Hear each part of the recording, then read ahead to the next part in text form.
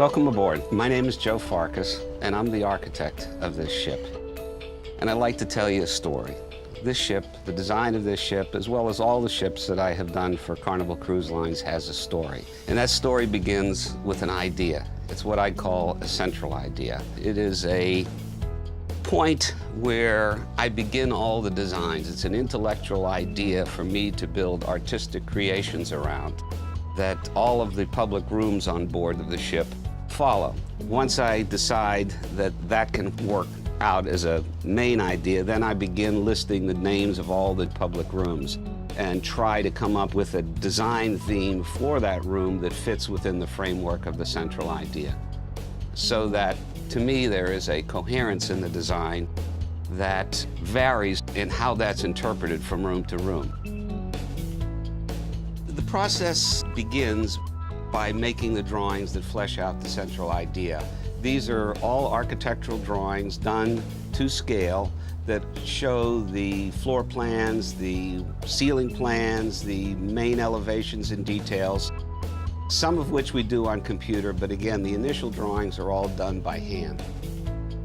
Basically, everything that you see is laid out by us and specified by us so that every note is carried out in some particular material or detail around the ship. When this process is completed on our part, we then turn all this documentation over to the shipyard, who in turn turns it over to the various subcontractors who make each individual public room. And during this whole course of roughly about 2 years, we are in constant touch with the shipyard, going to the subcontractor, seeing mock-ups, going aboard the ship, watching it under construction. So it is a total hands-on job until the ship is finished and we're all sitting on board. It seems simple on one respect, but in reality it's very, very complex. A ship is a rather unique architectural design. You have to fit within this envelope that the naval architects give you. And that in and of itself is a real challenge. It has to function well. It has to allow the waiters and the people who serve you to do their work in the best possible way so that it makes your cruise seamless and smooth.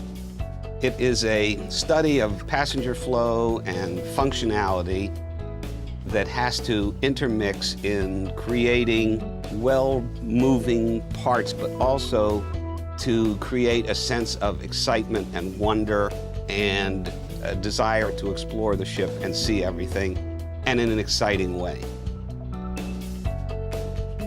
Although the design itself of the ship is artwork, we always want to amplify that by work of fine artists. So to this end, we find fine artists really from all over the world who make paintings, sculptures, and whatever that you see around the ships in the various areas, which is a multi-million-dollar deal for each ship.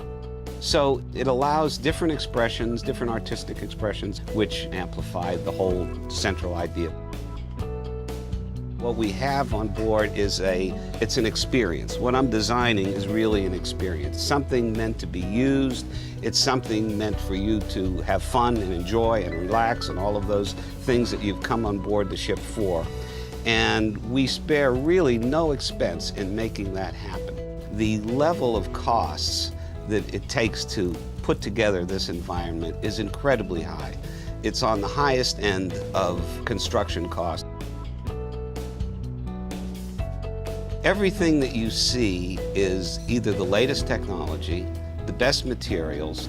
Almost nothing that you see on board is off-the-shelf material, so to speak. Everything follows the specifications that I mentioned, but they're all custom-made pieces. It is the product of a lot of hard work of literally hundreds and thousands of people. It's not a museum, but in a way it's like going to a museum because there is so much to see. And it will really enhance your cruise, I think, by making this a discovery process.